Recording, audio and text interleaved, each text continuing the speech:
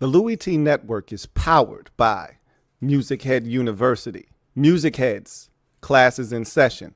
Turn me up. Enroll on YouTube now. Link is in the description. Who else could it be? Me, your man, Louie T. Welcome to the Command Post Live. You know what it is. Post up. Take command. Of course, I'm Commander-in-Chief, Louie T. Thank you for joining me. So, OTAs Phase 3 underway, and some questions got answered today. The first of which, was Terry McLaurin going to be in attendance, or was he officially holding out? We got our answer. He's officially holding out. He was not in attendance today. Not a big deal. We kind of all saw the tea leaves and the writing on the wall there. He did this the last time. He was looking for an extension and a new deal, and he's going to get paid. I think the other two, however, that weren't in attendance, a little bit more like, what are you doing, right? No Marshon Lattimore, no Laremy Tunsil. So these are outsiders, right? These are guys that we haven't quite welcomed into the family just yet. Haven't seen Laremy Tunsil in a Commander's uniform yet.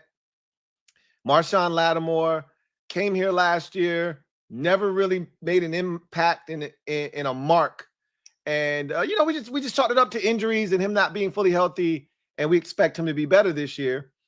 OTAs, to me, personally, not a big deal, but for everyone, it's not the same. A shout out to Miss Perry, Condo P, a.k.a. Playoff P, a.k.a. Miss P. So many aliases, but to us, she's the best, right?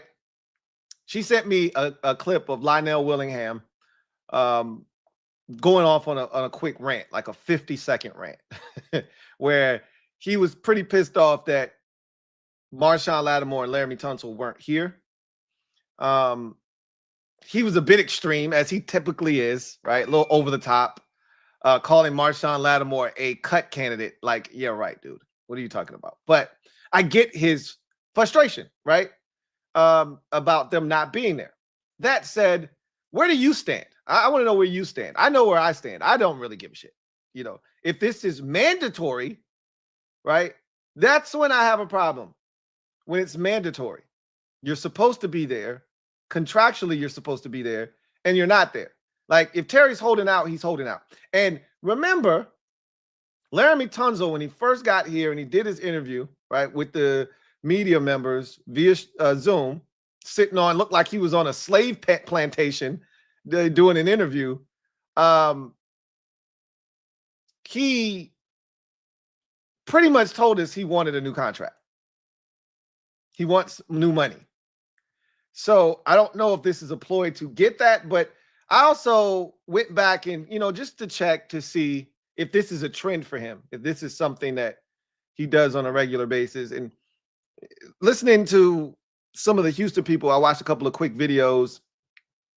This is something that he does. Like, he doesn't really attend OTAs. And some guys are like that, right?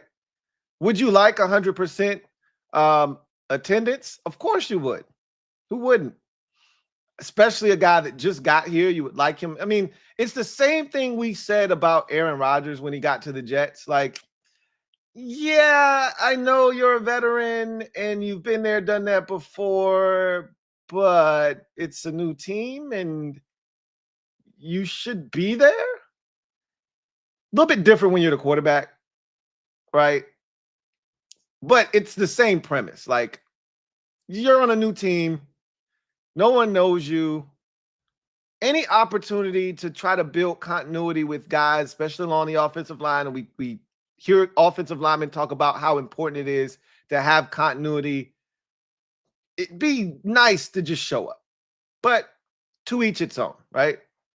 Marshon Lattimore, I'm not necessarily a fan of him not showing up either, just because it didn't go well last year. And I would prefer him to do everything with the team, including rehabbing and getting healthy and doing the things that we feel like he should be doing to stay healthy. apparently and clearly the things that he has been doing in the past hasn't been working very well. So you would like him to try something different, maybe be with the team, maybe get treatment from the team, be around the facility. But again, we can't tell these guys what to do with their time, right? Like it's voluntary. If you wanted it to be mandatory, you would make it mandatory. The CBA it ensures that these players have time to themselves. If they do not want to be here, they don't have to be. As long as when they show up, they're in shape and they're ready to go. All's well that ends well, right? I'm assuming they'll be here in June because that is a mandatory minicamp. Now, again, Marshon Lattimore doesn't have a lot of guaranteed money. And next year, he has 0 guaranteed dollars. And remember, we really need to see how he plays this year before we start talking about giving him more, new money. I'm not in any way, shape, or form in a rush to pay Marshon Lattimore based off of what we saw last year, right? Now, if he comes out here and he looks like the Marshon Lattimore of old and he's a dog and he's killing it and you can't throw to his side of the field, then they're probably going to have to do something next year to make sure that this man is properly compensated because he's making less than $20 million a year, right? In the way that the corner market has increased, his deal is one that is extremely cheap, which is a good thing for us, right? But you get to that final year of the deal, which is next year, there's no guaranteed money whatsoever. They're going to probably have to do what they did with Andrew Wiley, right? They gave Andrew Wiley some upfront money, gave him some guarantees, also gave him some incentives that if you hit this, you hit that, you do this, you do that, you'll also get XYZ amount of your money that way. So that's how you might be able to alter that, not necessarily give him a brand new deal, not give him a 2-year extension, but instead just say, hey, they did the same thing with Debo this year. You remember they gave him guaranteed money and they boosted up his overall salary this year, but most of it was in guarantees. He didn't have any real guarantees. So they gave him some money and they gave him a slight bump in pay for that 1 year. They may do something like that for Marshon, but again, he's going to have to earn it, right? Because in all actuality, if you look at Marshon Lattimore's deal, for all intents and purposes, if he stinks this year, they cut him next year. There's no guaranteed money. They're in a really advantageous position with him that if he doesn't play well this year, he's gone, right? So something else to think about.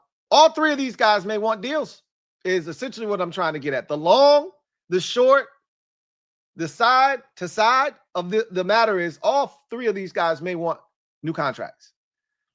I have no desire as a fan to see Marshon Lattimore get a new contract. Laremy Tunsil's a little bit different based off of his track record, what he's been in this league. I kind of want to see it for a year. Derek B had, me and him had some back and forth about not needing to see it, get in front of the deal while it's cheaper, yada, yada, yada. I get all of that as well. But for me, I'm I need to see it guy. Like Laremy Tunsil's 30. How does he integrate into this locker room? He hasn't been here. And I don't know. And this is the thing about Laremy and Marshon for that matter. I don't know if, like, when you've seen pictures and you've seen, photos of camp, obviously you see what you see. You're not going to see everything. But I haven't seen either one of them in any of the photos. I haven't seen in any videos that the team has put out, in any of the pictures that I've seen from Phase 1 or Phase 2. I haven't seen them at any of these things. Now, I could be wrong, and they could have been in attendance, just like Terry wasn't, but we saw Terry. We knew he was there, right? We saw pictures of Terry. We saw videos of Terry. We did not see any. I didn't. I can't speak for you. I didn't see any of either one of those guys. Now, again, they could have been there, but they weren't there today. And I don't anticipate them being there for the remainder of Phase 3. But again, I assume that these guys will be in attendance at the mandatory minis in June. We'll see, right? At the end of the day, there won't be any holdouts. If I had to guess, I think this is just a couple of veterans who didn't care to be at Phase 3 of OTAs. Big deal or not? You tell me. Leave it down in the comment section. Is this a big deal or not? Maybe this will be a conversation that we'll discuss over the weekend when we get to Louie lurking in the comment. So I don't know if you saw this also, but tonight, brand new episode of Commander's Log. So that's dropping at 7 p tonight. I'm thinking we're getting a movie. This feels like the draft edition.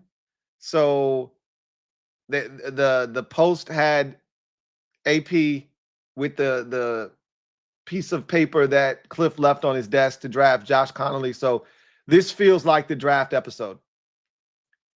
I need a movie. I need 56 minutes. I need 52 minutes. I need 48 minutes. I need a movie, right? I think we're going to get it. I'm going to be disappointed if this thing is 27 minutes. If it's 33 minutes, okay. I need it to be in the 40s, preferably in the 50s, right? We've waited long enough. I need it to be worth the wait. So that's dropping tonight. So that's going to be fun. I will have a recap of that tomorrow on the channel. So be on the lookout for that. Obviously, I've got the Super Friends tonight, so I won't be able to do it tonight right after I watch it, but I will have something up for you guys tomorrow in terms of the Commander's Log episode that's dropping tonight. We heard from Cliff Kingsbury. We also heard from Jaden Daniels, and I think we're going to get some more press conferences, because if you watch the Jaden Daniels presser, right as he was getting up to leave, in comes Tyler Biotish, and then it cut off. So I think we're going to get some more press conferences from some veteran players. So we'll talk about what was said in a second by both Cliff and Jaden. But the Commanders did something pretty cool. I don't know if they've been doing this in the past, but they were in the bubble. Obviously, the first day of OTAs was in the bubble because I don't know if you live in the DMV area, but it has just been nasty weather. Similar to what it was a couple of weeks ago, where we just couldn't stop. It wouldn't stop raining. It's been basically raining all day. It rained a lot yesterday. It's supposed to rain more tomorrow, and it's supposed to thunderstorm and rain on Friday. Like the weather has just been crazy the last 3 weeks or so. When we get sunshine, it's like a celebration because it's been cloudy just about every day, right? All day, every day. It's like just this gray haze over the sky. Anyhow, they're dealing with that up there, up in the Ashburn. So they ended up practicing in the bubble. And I would assume that practice will be in the bubble again tomorrow and on Friday as well. But with that said, they did a telecast from OTAs, and that's pretty cool. It was about 45 minutes long. If you're into that type of thing, you get to see him run around a little bit. You saw a lot of Deebo Samuel. They showed Javon Kinlaw. He's massive. He's a massive human being, and you've heard people say that he's a big man, which is good. We need bodies on that line, right? To be a physical presence and force. Hopefully, he will act as one of those guys up front along our defensive line. I know Logan Paulson was ranting and raving about just how big of a human he was, or is rather, just seeing him in person. So it was good to see him out there in that 52 uniform. A lot of Deebo. He's moving well. Jalen Lane looked really good. Just as an aside, 2 interceptions today. Jeremy Reeves caught one, and rookie Trey Amos caught one. Both off the hands of Jaden Daniels, but obviously he's throwing the new guys. One I know came on a slip. The other was a tip pass. So on 7-on-7, shit happens, right? So, but it was good to hear that Trey almost got a pick, right, in his first Phase 3 OTA practice. Really excited about him. It was cool to see Jalen Lane, taking pointers and talking to B. Mitch. That warms my heart because you know how I feel about the punt returning game. Like, I grew up as a kid that absolutely loved the return game. Loved it, loved it, loved it. I grew up watching guys like Eric Metcalf return kicks and be dynamic, and Deion Sanders and anybody that had the ability to return kicks was someone that I watched very closely. And obviously, B. Mitch was one of the best to ever do it that I saw his entire career. And it was so much fun to watch him return kickoffs because he was fearless. And it's just, I always wondered why more guys didn't get pointers from B. Mitch. Why wasn't he a bigger part of, what they were doing with the return game? Because we just haven't had anyone. So, it was cool to see him back there, giving him pointers, talking to him, and Lane kind of taking it all in and, asking him questions and things of that nature.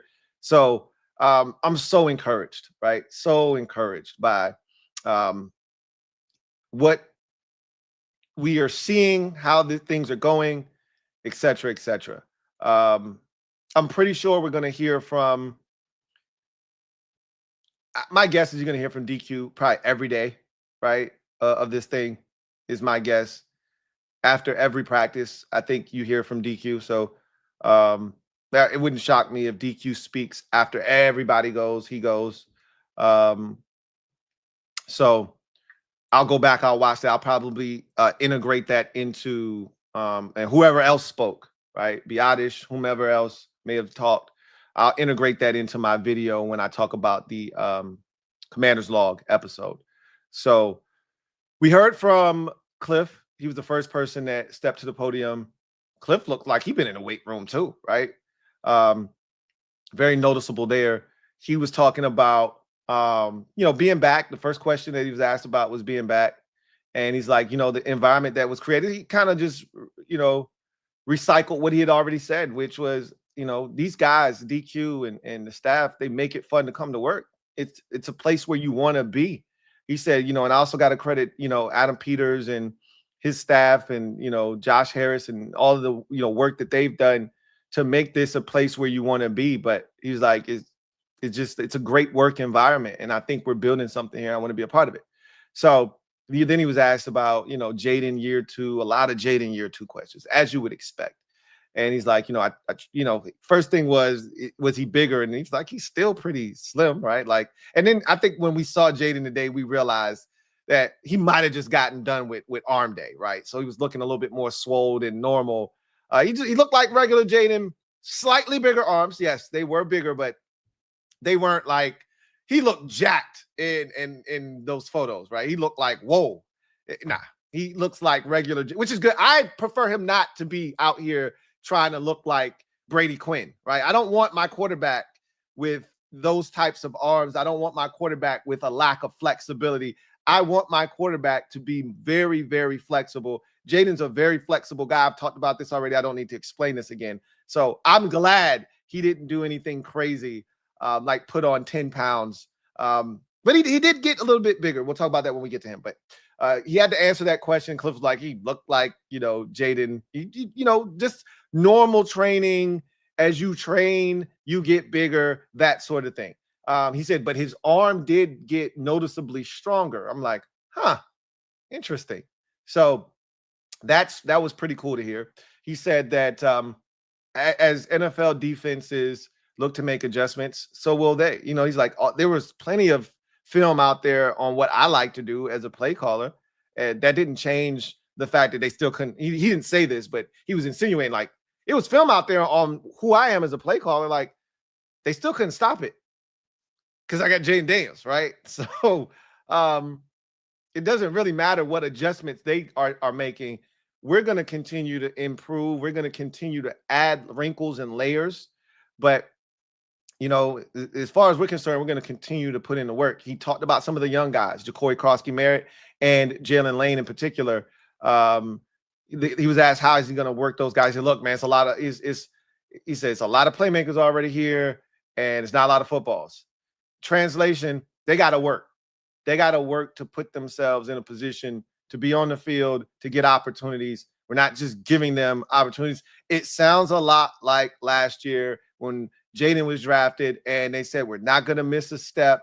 We're going to, put him through the process. They're going to put these rookies through the process.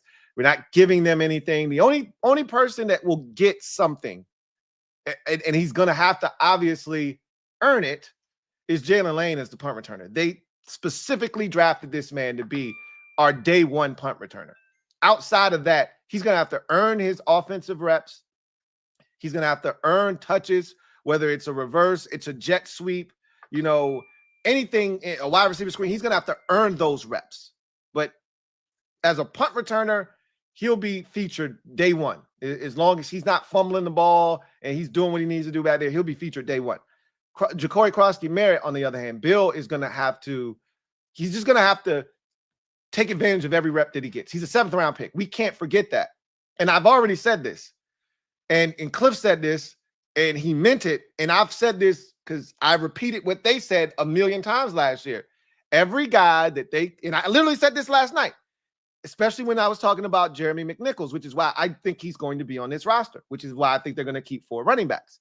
He said, every time we called any of those running backs number last year, they produced. He said, Brian Robinson Jr. was spectacular at the beginning of the season. I don't think anybody would disagree. Hell, even Ed would agree with that he was excellent to start the season off. And Ed has said that numerous times.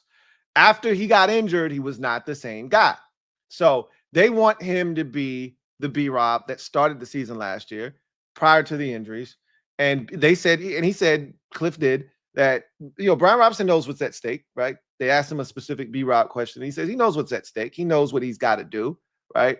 And we know what we expect out of him. And so he's the lead dog. There's no ifs, ands, or buts about it. He said, last year there was a resurgence with Austin Eckler. And, anytime they called Jeremy McNichols' number or they called Chris Rodriguez's number, those guys stepped up, and they did. He's right about that. So believe me when I tell you, Bill's going to have to come in, and he's going to have to maximize every rep. He's going to have to kill it in the preseason if he wants to get touches early in the season. He's making this roster. But he's going to have to show that he belongs as a guy that should be touching the football early in the season, or he won't. He might even be an active a healthy scratch, right? Early in the season. Just depends. But we'll see, how he takes advantage of his reps. He talked about, obviously, Josh Connolly Jr. leaving a note on his desk. He says he and AP, they joke around a lot. They've known each other for a very long time. So he's like, they were having some fun. But he's like, anytime you can upgrade the offensive line, and this is something that I think we all needed to hear, even though we knew this and we've talked about this, I think we still needed to hear this. He said that you saw who won the Super Bowl last year, and you saw how they did it. It starts up front with them. And if we're chasing after them and we want to get on their level, we got to improve in the trenches. I felt like a lot of what we did this year was in response to Philadelphia. If we're being honest, I've already said this. I felt like the Deebo Samuel move was in response to Philadelphia, not just them in particular, but they were at the top of the list when they thought about it, right? They're not giving up a bunch of big plays. The first thing I said is you got to be able to catch and run against Philadelphia because they're going to play that shell defense. They're going to keep everything in front of them. And they're going to be disciplined. You got to catch, you got to break a tackle. And why do you think Deebo Samuel is a guy that has had success against Philadelphia and a guy that can thrive and flourish in Cliff's offense? Because you get it in his hands quickly. He can make a guy miss. He can break a tackle. He can run through arm tackles. And he can, like I said, turn a 5-yard catch into a 15, 25, 45-yard catch. So I think that was directly in response. Trading for Laremy Tunsil, then doubling down and getting Josh Connolly. All were responses. You're playing against Philadelphia twice a year. You're playing against Dallas twice a year. The Giants are vastly improved defensively and have one of the most ferocious fronts on paper in the league. These are teams you have to play twice a year. You got to fortify this offensive line or you won't survive in this division. So I thought that was clearly a response to what this division has turned into, but more importantly, the Eagles being the best team in the league and what their formula has been. If you want to survive, you want to thrive, you want to keep up with the Eagles, you want to keep up with the Joneses, you're going to have to be able to make those types of plays, right? Make and protect your investment, and you're going to have to be able to stand tall in the trenches against teams like Philadelphia. So he talked about that, and I thought that was spot on.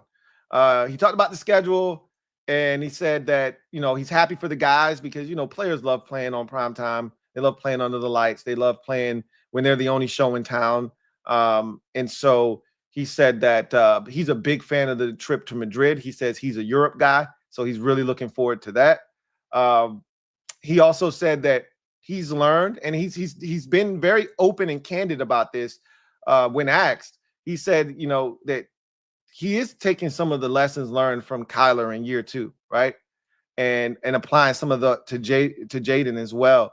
So you like that Cliff is very aware, self-aware, and willing to make the adjustments, not just saying, hey, this is how I do it. And we learned that last year when the players were like, yo, Cliff is very open to us coming to him and saying, hey, we're getting this look. You should give me an opportunity. Remember, Terry did it in the Cincinnati game. It might have been Jaden went to him in the Cincinnati game, and that's how they hit Terry on the deep ball, right? And he did it again in the Cleveland game, and that's how they got Diami for the deep ball. So you love a coordinator that is willing to listen to his players, and you also love a guy that is willing to learn from past mistakes. So that was Cliff in a nutshell. It was good to hear from Cliff.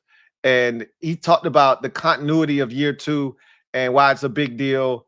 And I think that's one of the biggest reasons why we're so excited for the offense, is because Cliff is back and we've added pieces, but more importantly, the continuity that already exists there. You're not going over a brand new playbook, terminology. You're not trying to get comfortable with one another. Cliff already knows what Jaden likes. Jaden already knows what Cliff expects. He already knows the playbook. He already knows the terminology. Now you can start to build upon that. You can start to take those next steps to expanding the playbook. That's what also Cliff talked about with the offensive line. Now with a group that you feel like should be able to protect better, it opens up the playbook even further where you can do more things. So that was Cliff Kingsbury in a nutshell.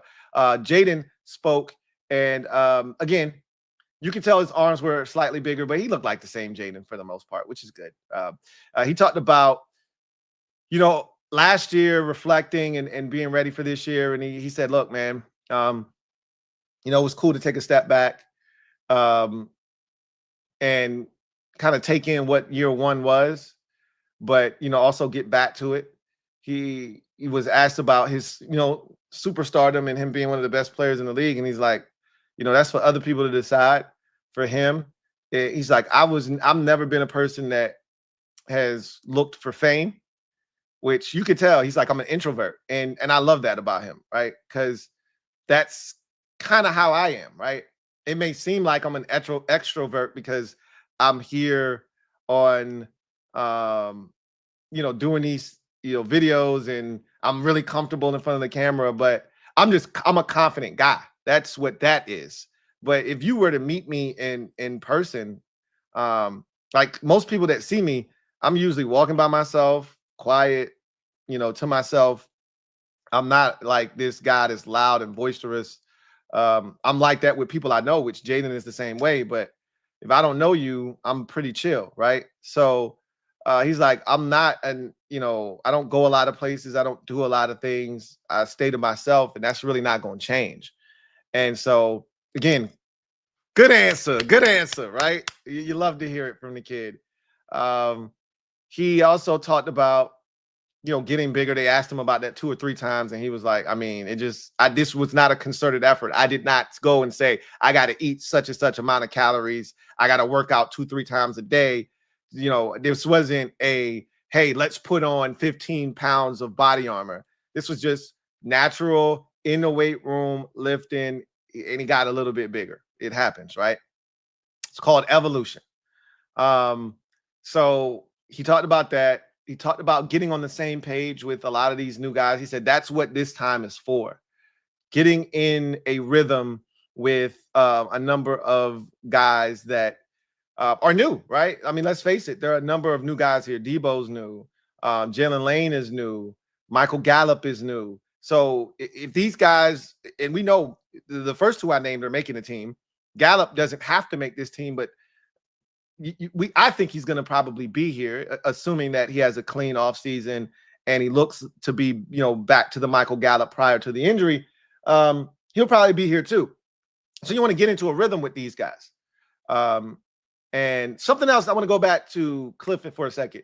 He said that it was really good to have a lot of the guys back, including Noah Brown. He said it was huge to get Noah Brown back.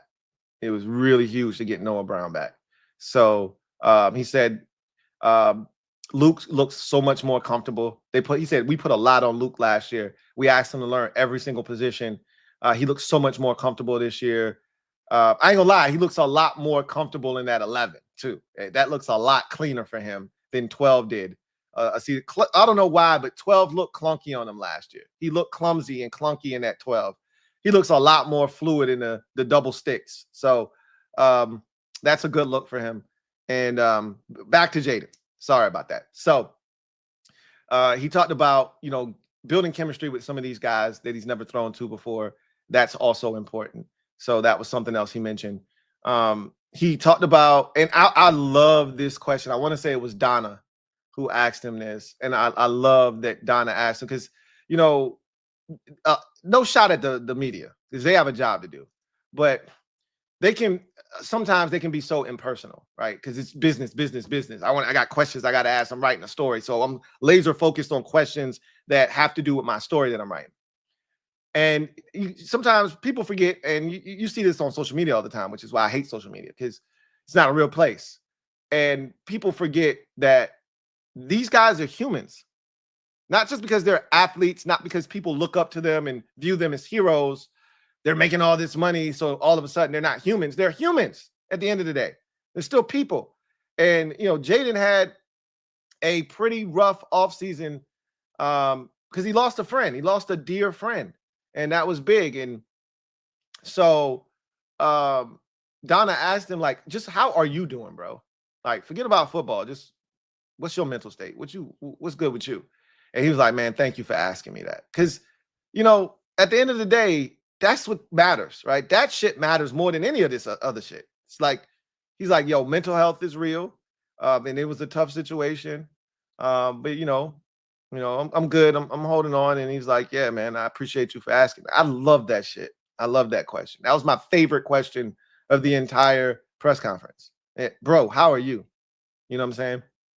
So he talked about Terry, yo, that's my guy. It's a part of the brotherhood.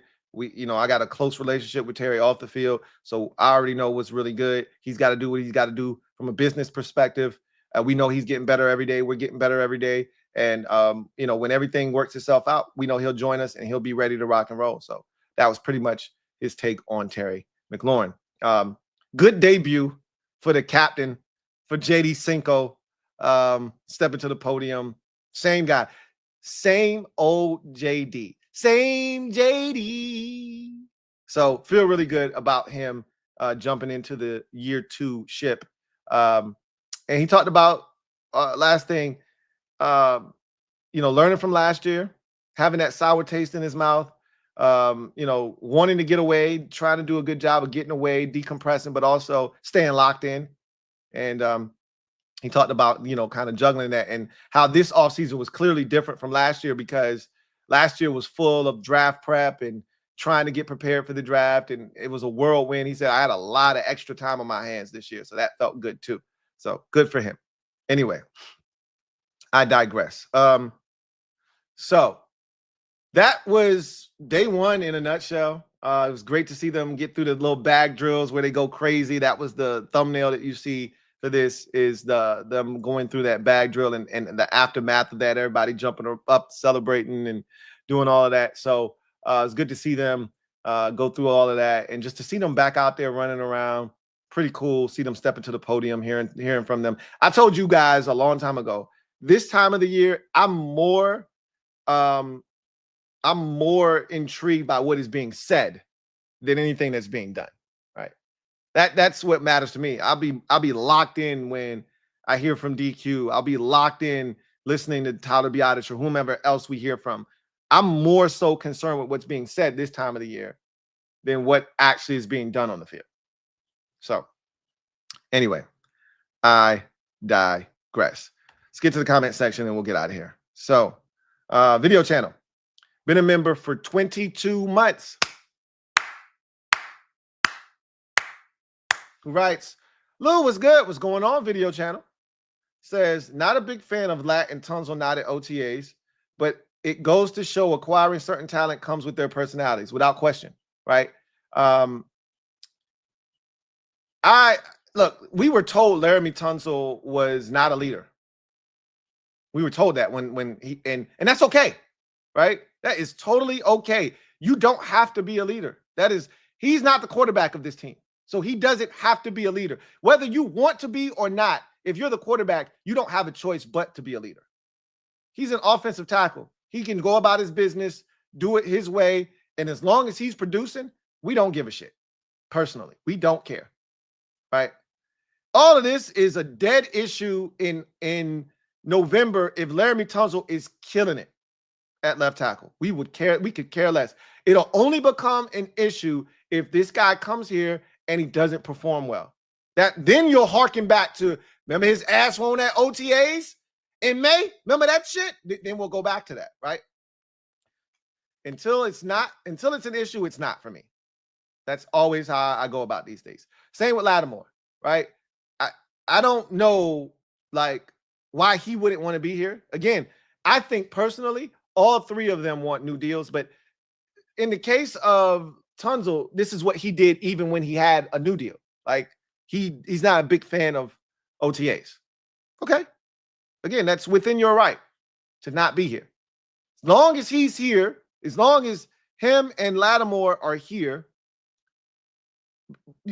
for the mandatory minis, because I ain't trying to hear shit from nobody that got 2 years or more left on their deal, right? Lattimore has 2 years left. Tunsil has 2 years left. So your shit isn't imminent.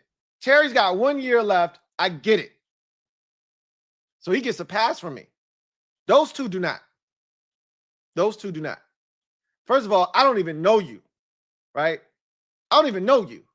So you don't get any sympathy from me. I'm not giving you any benefit of the doubt. I don't know you. You've yet to be welcomed into this family quite, Lattimore I know a little bit about. He was here last year a little bit. It wasn't pretty, but I at least know him enough to be like, all right, you cool, but you didn't play well enough for me to be like, yeah, no, you can go ahead and get your money, bro. I still need to see it. But I'm not tripping about it. I'm not. That's always been my stance on this. Even going back to when, every year Chase Young and Montez Sweat wouldn't show up. I didn't care as long as they produced. It's when Chase started not producing, that's when I started having a problem. Like, okay, what are we doing? Lang Hughes, thank you for the super chat. Greatly appreciate you. Lang Hughes writes, first camp, we won't be pressed about interceptions for the quarterback. You're going to be pressed about that all the time. Anytime you quarterbacks throwing interceptions, I heard somebody killing Drake May for throwing a bunch of interceptions. Like, honestly, I don't care about interceptions this time of the year. Again, this is the time of year where, last year we heard the ball didn't touch the ground for Jaden. Great. But ultimately, if you're going to make mistakes, we also heard Jaden throw interceptions last year in camp. You're going to make mistakes. This is the time to do it. Figure out what you can get away with. But statistically, over the life of his career, going all the way back to college, he doesn't turn the ball over very much. So I'm not concerned about that at all. This is when you try shit. This is when you try to see what you can get away with. I'm not tripping about it at all. Eric Sunderland, thank you for the super chat. Greatly appreciate you. Thank you for being a member of the MOBB. Eric writes, hey, Louie, what does a Tunsil contract look like? Well, they feel like they traded for one of the best tackles in football, one of the top 5 for sure, maybe top 3 as a pass protector. So it's going to look something like Trent Williams, right? It's not going to be as high as Trent, but it's going to fall just below that, right? Trent Williams got a really hefty extension, made him. And then I forgot, somebody jumped over Trent by like a couple $100, right? It was petty, but it was just them being the highest paid tackle. I forget who it was, but if he views himself as that the APR or APY, it won't, the numbers shouldn't jump up into the hundreds, because I don't know if they're going to extend him that far out, right? He's, because of his age. But it's going to get up there. It's going to get pretty pricey. It's going to get pretty pricey. I'd have to look at Trent's deal, the tackle that jumped over Trent by a few dollars. I'd have to look at all those to see what it looks like. But because I think Trent's was 4 years. I think I could be wrong, and Trent's could have been 3. It felt like Trent's was 4. I think Laramie's would be 3. So I'd have to see it. But it's gonna get pricey. But again, if you've got one of the best, you got to pay him as such. So it get pricey for sure. He'd be the highest paid player on the team, even after Terry's deal. Laremy Tunsil, on average, would be your highest paid player if they were to give him a new contract. Because I still don't think Terry's contract is any higher than 31 million. I think Terry's contract is maybe a shade over 30 million, like 30.5. I can't see a Laremy Tunsil extension being less than, because I think I want to say Trent's was pretty high up there. I want to say he exceeded 30 million a year, but I could be wrong. Right. So you got it. And Trent's was like 2 off seasons ago, I feel like. So I'd have to see what it looks like, but it's going to be somewhere in that neighborhood. Right. Could be Trent's could have been 28, 29, 30, 31, 32, somewhere in that neighborhood. And wherever that is, I think his would fall slightly below that. Right. Wilfredo Elias, thank you for the super chat. Greatly appreciate you. Thank you for being a member of the MOBB. My guy, Wilfredo, writes, I hate to bring up those bird brains on an unrelated stream, but man, you opened my eyes to the fun of trolling them dudes. They did not like my tweet about Schefter's graphic without Hurts, LOL. It is one of, I understand now why LB does it, right? He does it for different reasons, because he'll sit there and engage. I'm not going to engage with you. I told you what I do. I am a social media arsonist.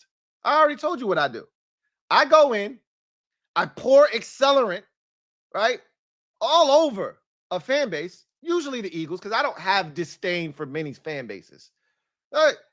Because they're so ignorant. They say things, they want to be right fighters, but they're so dumb that they don't ever get anything right. So it makes me mad. So then I then in turn troll, right? So I just pour accelerant all over them, right?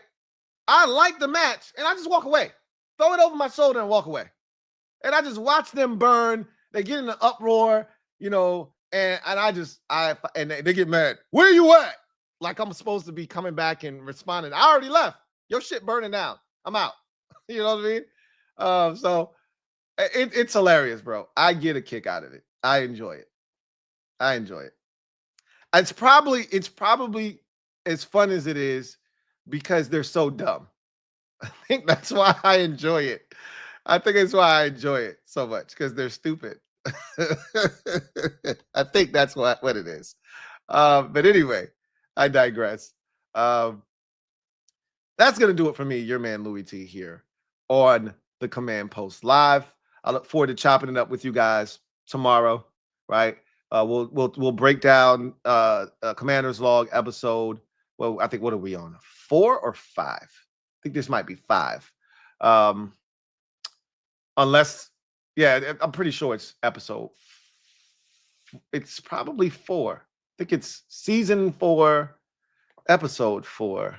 Let me check. Let me check and see. I can tell you what it is right now. Let's see. We are on season 4. And that is crazy. They do not have, hold on. Yeah. Nope. They don't have it up here on the site. Shame on them. But it is on the YouTube channel. So I will go and look. I am pretty sure we are on episode number 5. but I could be wrong, and this could be episode 4. So, let's see.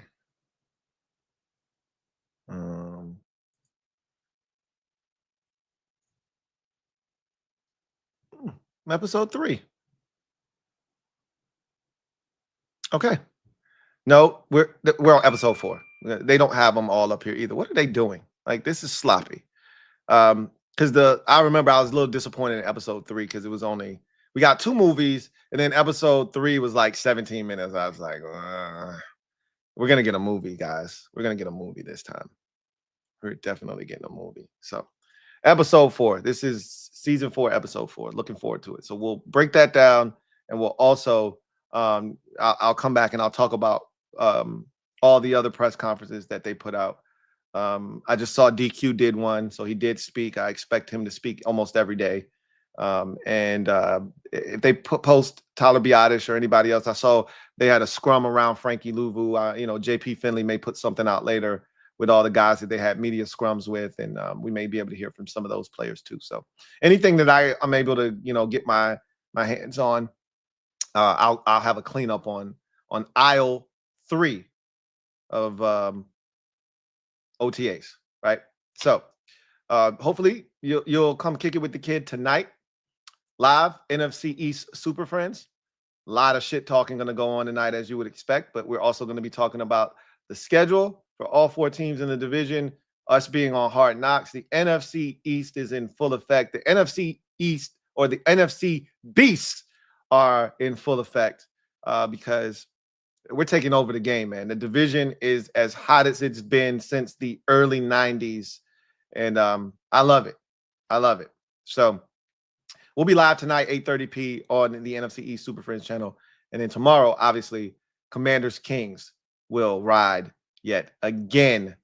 We will hold court, and we got a lot to discuss. So looking forward to chopping it up with you guys for all of those. And again, I'll see you tomorrow here on this channel, cleaning up Commanders Log, React, and a bunch of other topics as well. Till then, I'm your man, Louie T, signing off. You know what it is. Post up. Take command. I'll see you guys later on this evening. Hopefully, if not, see you tomorrow. Peace.